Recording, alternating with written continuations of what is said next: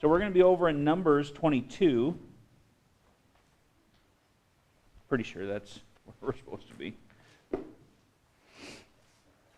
And going to be looking at somewhat of an interesting character, an interesting account here in the Scriptures about Balaam. Very interesting man, false prophet for hire. And,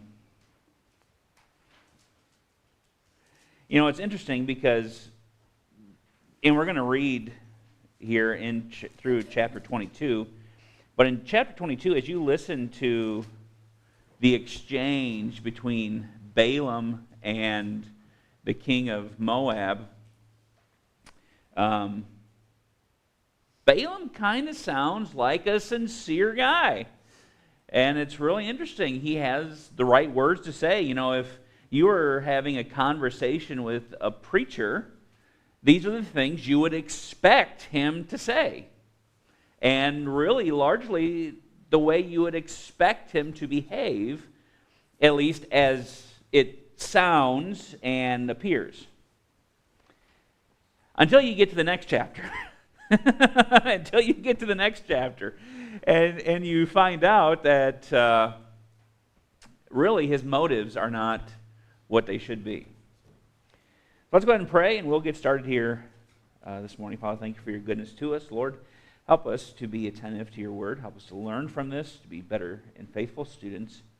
And I pray that you bless our time now in Jesus' name. Amen. So we're going to be down here at the bottom of page 1 here. We're chapter 22 through 25, where we're being introduced to Balaam. And let's just go ahead here and begin reading through chapter 22, and we'll make some comments along the way. Chapter 22, verse 1, and the children of Israel set forward and pitched in the plains of Moab on the side of Jordan by Jericho. So this would be considered today I guess you could say the east bank. You have the west bank right there along the Jordan River in Israel, on the Israel side. East bank would be Transjordan is what we would call this today. So this is the plains of Moab. Now, what's interesting here is this is going to be Israel's land where they're at. This portion, because remember, God's promise to Abraham is your descendants are going to be so great, I'm going to give them land. And the land is going to go from the Great Sea, which is the Mediterranean, and it's going to go all the way across to the Euphrates, all the way up and around. And it's going to go as far down as the Nile River in Egypt. So that's you square that off, that's the land that God has promised to Abraham and to Israel. That's the land that's promised to them. Now, they're not going to get that land for a very long time. They're still waiting for that land. They get a sliver of it for a while, kind of on temporary basis because they've not been faithful to obey God and to take the land that He's promised to them. But that's the land that's promised. So this is one of the reasons, too, I think, as we come into this, Balak, the king of Moab, is concerned that this nation of people, this migrating nation, has now come into their land. Because he knows they're going to try to take the land. Now, they don't try to take the land at this time, but they're going to eventually. And actually, Ephraim, half the tribe of Manasseh, and we'll get into it in Joshua. And then there's another tribe that do actually take a portion of the land on that side in Moab. So let's keep reading here. So Balak, verse 2, the son of Zippor, saw all that Israel had done to the Amorites, and Moab was sore afraid of the people because they were many. And Moab was distressed because of the children of Israel. And Moab said unto the elders of Midian, now shall this company lick up all that are around about us, as the ox licketh up the grass of the field. And, here's a bunch of immigrants coming in. They're going to use up all the resources because there's so many of them. I don't know anything about that. But same issue. This was his concern. He's being a good king, I guess, in that sense. And Balak, son of Zippor, was king of the Moabites at that time. And he sent messengers, therefore, unto Balaam, the son of Beor, to Pethor, which is by the river of the land of the children of his people, to call him, saying, Behold, there is a people come from Egypt. Behold, they cover the face of the earth, and they abide over against me. Come now, therefore, I pray thee, curse me this people, for they are too mighty for me. Peradventure I shall prevail, that we may smite them, and that I may drive them out of the land. For I wot, or I know, that he whom thou blessest is blessed, and he whom thou cursest is cursed. Now that's really interesting. Haven't we heard language like that before? In blessing I will bless thee, in cursing I will curse thee. He that blesseth you I will bless, God told Abraham. He that curseth you I will curse. Isn't that interesting how this language is coming up? Because that's what this is about, is the fulfillment of the Abrahamic covenant. Now watch here, verse 7. And the elders of Moab and the elders of Midian departed with the rewards of divination. Now what this is, so divination is kind of like witchcraft. Basically, the idea is that we're going to pay you to conjure up some type of a curse. So this is the reward of his iniquity is what they're bringing. This is payment for this deed. And they came unto Balaam and spake unto him the words of Balak. And he said unto them, Lodge here this night, and I will bring you word again. Now this is funny. I heard this so many times growing up from this particular phrase, this kind of idea that's going on here. You go ask the pastor something, well, let me pray about it. It's like, okay, what a cop-out. If you don't want to answer, just say, I don't want to answer. I don't want to do it. But let me pray about it. That sounds a little bit more spiritual. And that's exactly what Balaam does here. Notice he says, Lodge here this night, I will bring you word again, as the Lord shall speak unto me. And the princes of Moab abode with Balaam. And God came unto Balaam and said, What men are these with thee? And Balaam said unto God, Balak the son of Zippor, king of Moab, hath sent unto me, saying, Behold, there is a people come out of Egypt, which covereth the face of the earth. Come now, curse me them, peradventure I shall be able to overcome them and drive them out. And God said unto Balaam, now, pay attention here what's going on. Thou shalt not go with them. Thou shalt not curse the people, for they are blessed. So God is letting Balaam know, look, you're not going to be able to curse these people. I've already blessed them. You cannot curse them. Don't go.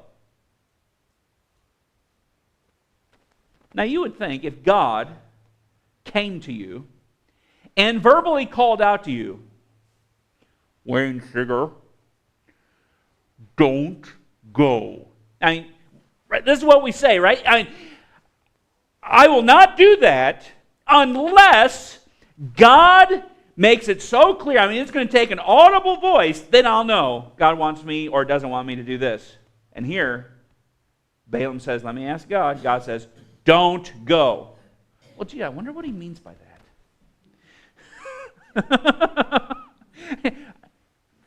Certainly, we've never been there before. Don't go. Verse 13, Balaam rose up in the morning, said unto the princes of Balak, Get ye into your land, for the Lord refuseth to give me leave to go with you. And the princes of Moab rose up, and they went unto Balak, and said, Balaam refuseth to come with us. And Balak sent yet again princes more, and more honorable than they. And they came to Balak, and said to him, Thus saith Balak, son of Zippor, Let nothing, I pray thee, hinder thee from coming unto me. Now watch, for I will promote thee unto very great honor, and I will do whatsoever thou sayest unto me. Come therefore, I pray thee, curse me this people. So they come again. We'll give you more money. We'll even give you prestige. I mean, we will make you a prince. We're going to give you power. I mean, you're going to be riding on the top of the world. You do this thing. Let me pray about it. And Balaam answered and said unto the servants of Balak, If Balak would give me this house full of silver and gold, I cannot go beyond the word of the Lord my God to do less or more. Now therefore I pray you, tarry ye also this night, that I may know what the Lord will say unto me more. What did God already tell Balaam? Don't go. Well, I'm sure that was just for that instance. This is the second time they're coming to me. God came unto Balaam that night and said unto him, and there's a little more on the table this time. Now it's not just money. Now it's a whole lot of money. There's a whole lot of power. I could get a promotion. Came to Balaam, he said, if the men come to call thee, rise up and what? Go with them. Now this time God is telling them to go. Remember, we saw this with the children of Israel. When it came to the quail, they said, we want meat. You brought us out here to die. God says, okay, fine. I'll give you meat. I'll go ahead and give you exactly what you desire. Fine. Was that a good thing or a bad thing in the end? Oh boy, was it bad. Not only did they have more quail than what anybody in the world would know what to do with, they died in the process of eating it. Here's another instance of that. Balaam, don't go. But, I'd really like to go. Okay, fine. Go ahead. We'll see how this thing plays out for you. But yet, the word which I shall say unto thee, shalt thou do. So he's still letting him know, you're still not going to curse this people. You can go ahead and go. But I'm going to make it really rough for you.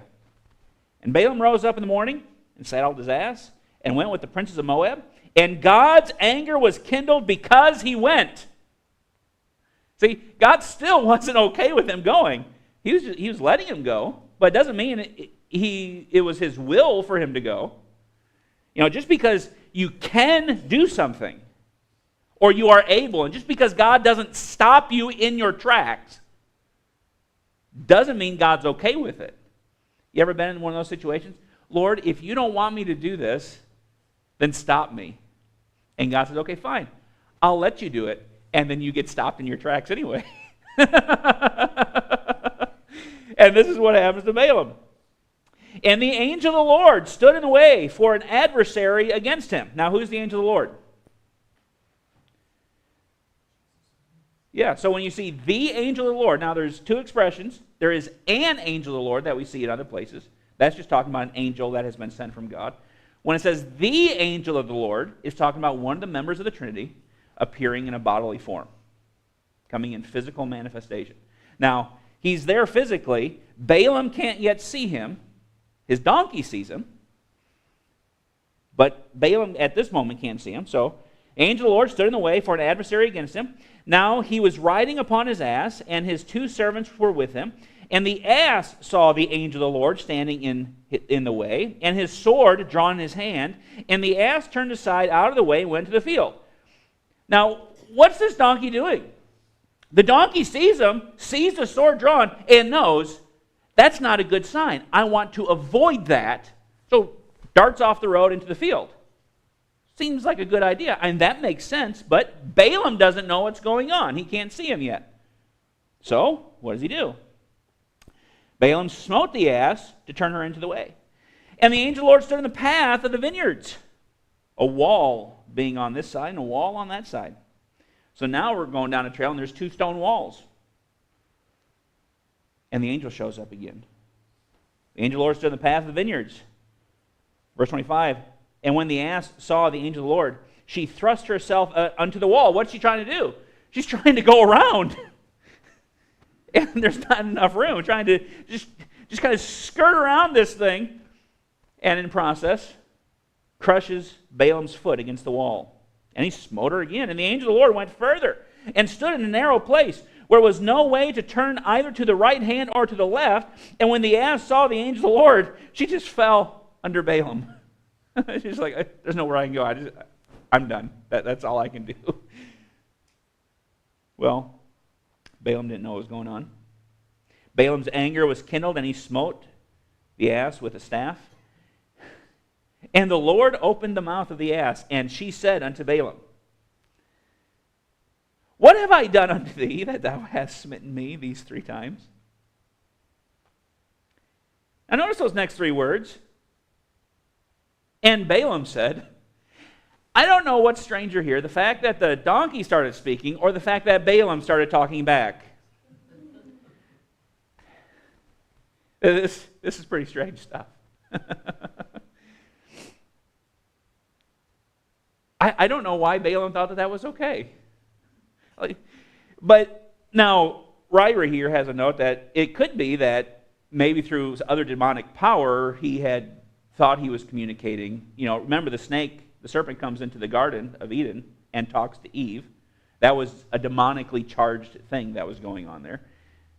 Could be a similar event that Balaam was familiar with. And so maybe he thought this was totally normal to talk to animals. I know people that talk to animals, and they live in white buildings where everything's white, and they have long sweaters with really long arms that tie in the back, and they give themselves hugs. Those people talk to animals too. Balaam said unto the ass, because thou hast mocked me, I would there were a sword in mine hand, for now would I kill thee. And the ass said unto Balaam, am not I thine ass, upon which thou hast ridden ever since I was thine unto this day? Was I ever wont to do so unto thee? And he said, Nay. Then the Lord opened the eyes of Balaam, and he saw the angel of the Lord standing in the way, and his sword drawn in his hand, and he bowed down his head and fell flat on his face. And the angel of the Lord said unto him, Wherefore hast thou smitten thine ass these 3 times? Behold, I went out to withstand thee, because thy way is perverse before me. And the ass saw me and turned from me these 3 times. Unless she had turned from me, surely now also I had slain thee and saved her alive. And Balaam said unto the angel of the Lord, I have sinned, for I knew not that thou stoodest in the way against me. Now therefore, if it displease thee, I will get me back again. So he says, well, now if you're really angry about this, I'll go ahead and go back. God says, don't go. Okay. They come back and ask, will you come? He goes to God again. God says, okay, fine, go ahead and go, but you're not going to curse the people. And then he goes, and God's angry with him. And then the angel is there to withstand it. He said, well, I guess if you really don't want me to go, I guess I'll just turn around and go back. Verse 35, the angel of the Lord said unto Balaam, go with the men. But only the word that I shall speak unto thee, that thou shalt speak. So Balaam went with the princes of Moab. Okay, so what's going on here? See, Balaam is a pretty significant figure in the Scripture. He's used in the New Testament to warn us of 3 things. And here's the first one at the bottom of your page here. The way of Balaam. This is something that preachers and Christians in general are to be wary of, and that is the way of Balaam, which is covetousness. Here in 2 Peter chapter 2, verse 15 and 16, here in your notes, speaking of these false prophets, he says, which have forsaken the right way and are gone astray, following the way of Balaam, the son of Bozor, who loved the wages of unrighteousness, but was rebuked for his iniquity. The dumb ass, speaking with man's voice, forbade the madness of the prophet. Now, what is this? The whole motivation behind Balaam wanting to go was for the money and the power and the prestige. That's why they're bringing him in, back in verse 7, the rewards of divination. Well, that sparks his interest. Then in verse 17, we'll promote thee to very great honor, and whatever you say, we'll do. That's all that he wanted. Balaam wasn't concerned about actually doing what God told him to do. He just, whatever he had to do to get his money, that's what he wanted. Now the second error, the second thing we're warned of here on page 2 is the error of Balaam. And this is what we're going to find in chapter 23 and 24, is this error of Balaam. We'll read this and then read the chapter here. The error of Balaam is the ignorance of the doctrine of one standing in state before God, or you could say your position and condition.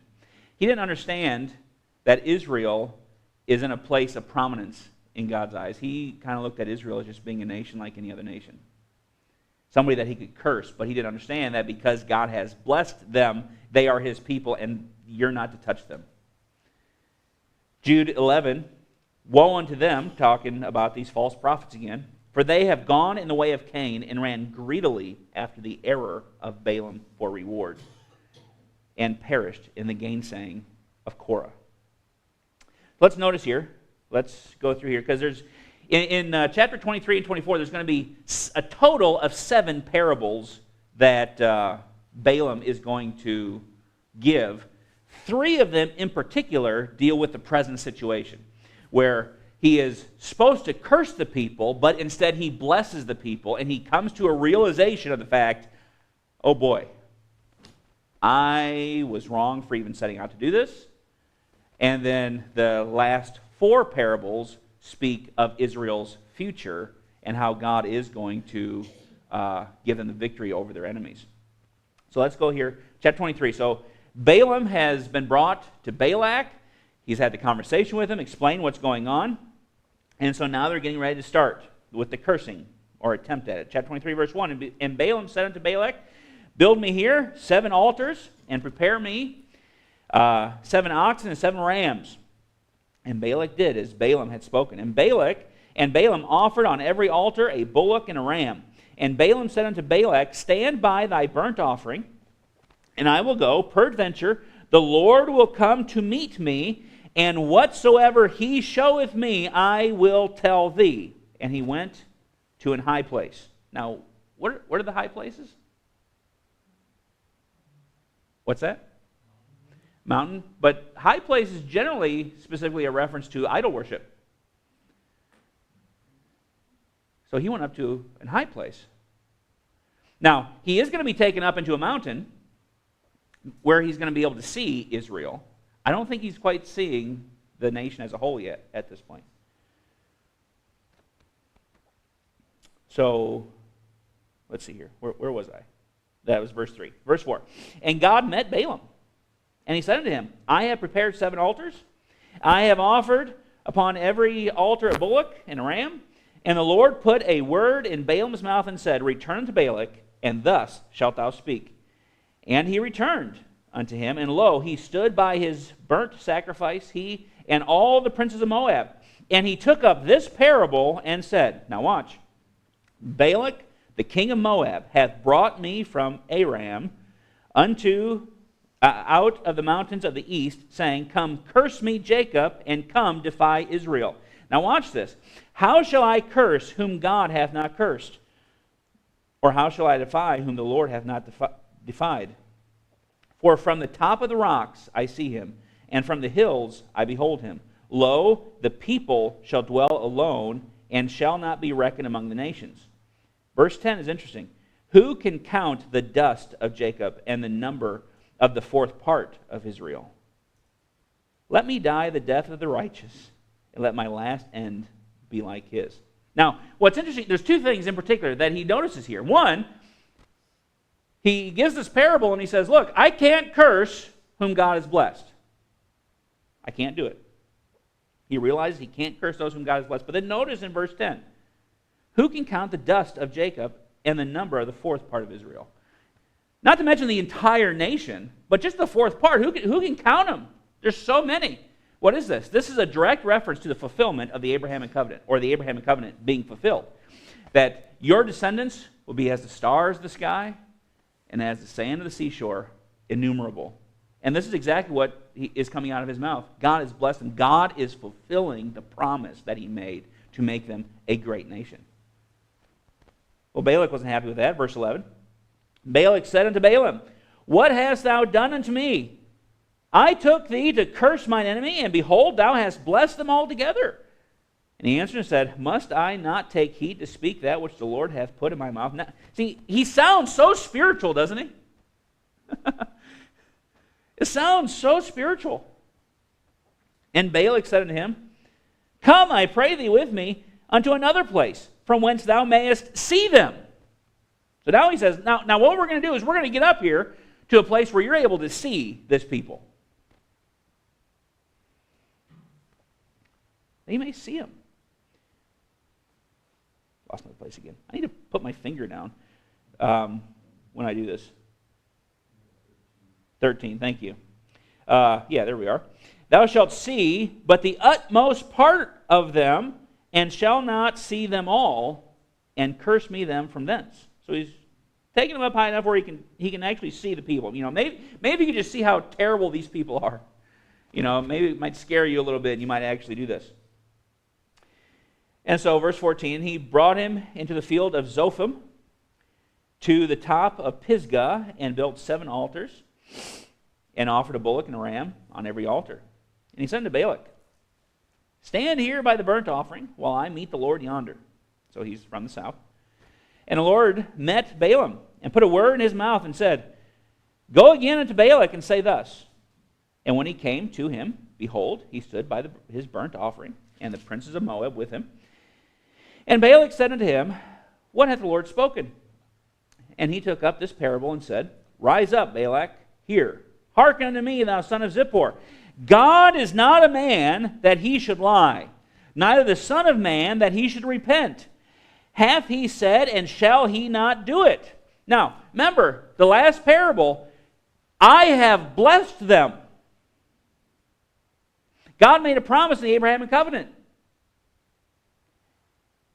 And is there anybody that is going to get in God's way of fulfilling that promise? This is the point that he is bringing across. I think in the big scheme of things, this is why God allowed, even though he didn't want Balaam to go, this is why God allowed it, so we could have this. That way people would know God is going to fulfill his promise with Israel. Israel is going to have exactly what God promised Abraham. God is not a man that he should lie, neither the son of man that he should repent. Hath he said, and shall he not do it? Or hath he spoken, and shall he not make it good? Behold, I have received commandment to bless, and he hath blessed, and I cannot reverse it. Now, this is interesting. This is so crazy. Verse 21. He hath not beheld iniquity in Jacob, neither hath he seen perverseness in Israel. The Lord his God is with him, and the shout of a king is among them. What? The whole reason they're there is because of their disobedience and because of their faithlessness and hard-heartedness. And here, he says, God hasn't seen any iniquity in them.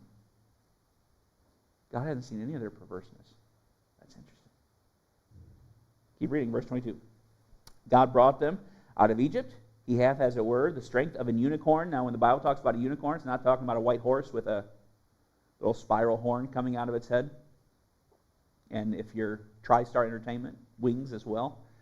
That's the imagery that comes to our mind because of our culture, but that's not what a unicorn is. Unicorn is actually a short from a Latinized word, unicornus, rhinoceros. It's a type of rhinoceros. I can't remember. I think they are now extinct, but it is a type of rhinoceros that only has one horn. Most, they had the long horn and then the little bitty stub. Well, this one didn't have the little bitty stub. It's just one long horn. And so this is what it's referring to. So that kind of gives you a little different imagery here. It's not this little effeminate horse running or prancing around. This is a rhinoceros charging, and God has the strength of a unicorn. Who's going to stand before him? Nobody, that's the point. Surely there is no enchantment against Jacob, neither is there any divination against Israel. According to this time it shall be said of Jacob and of Israel, what hath God wrought? It's going to be amazing what God does with them. Behold, the people shall rise up as a great lion and lift up himself as a young lion. He shall not lie down till he eat of the prey and drink of the blood of the slain. Wow. I mean, one day Israel's going to rise up and conquer? That's pretty impressive. Notice here, the second parable 2 in your notes, Balaam prophesies of the righteous standing of Israel before God. For 40 years, Israel had been dying for sin and unbelief. That's their state.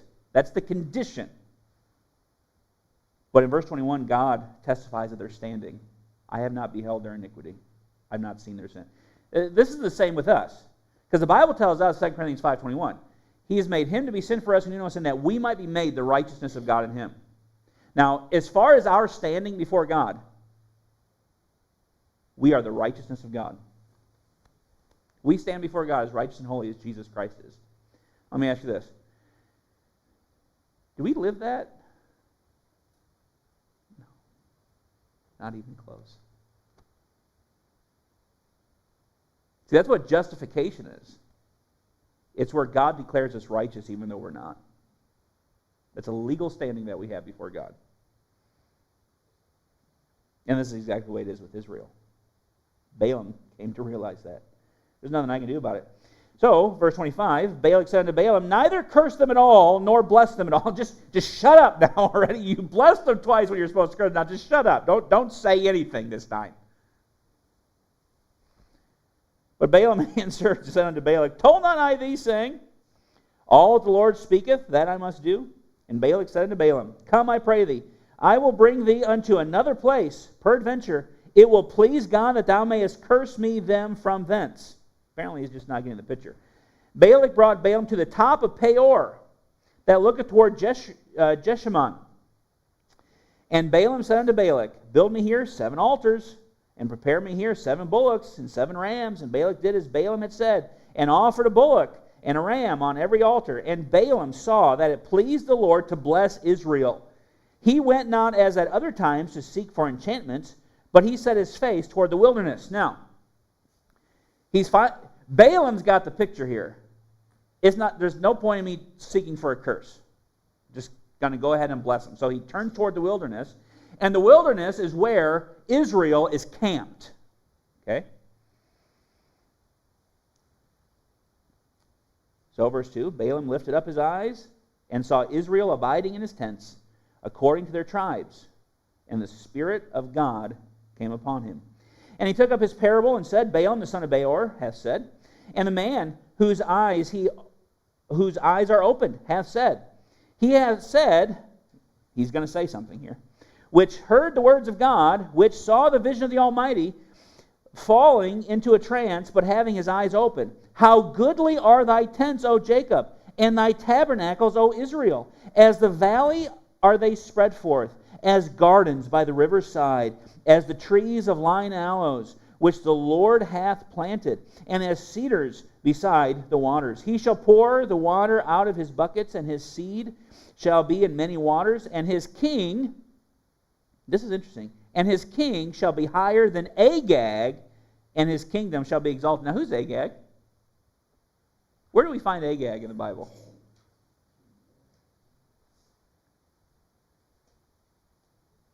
King of the Amalekites. Who fought the Amalekites? Saul. This is a prophecy that doesn't get fulfilled for 400 years. Agag hasn't even been born yet. And God's already telling him, look, you're going to defeat Agag. Verse 8. God brought him forth out of Egypt. He hath, as it were, the strength of an unicorn. He shall eat up the nations, his enemies, and shall break their bones, and pierce them through with his arrows. He couched, he laid down as a lion, as a great lion. Who shall stir him up? Blessed is he that blesseth thee, and cursed is he that curseth thee. So notice here in your notes, Balaam realized that he cannot curse the people of God, and he now seeks to bless them. So remember, Balaam gets up there, and he sees Israel in their tents. Now, why is that significant? Because remember, you have the tabernacle, then you have the priest camped around them, and then however wide the priests came out, the Levites came out around the tabernacle, that was the width of the camps as they went out from the tabernacle. Okay? So when Balaam looks down in the valley, what he sees is Israel camped like this. What does that look like? Pretty interesting what he saw, huh? How goodly are thy tabernacles, O Jacob. Fascinating what he's saying. He sees the cross.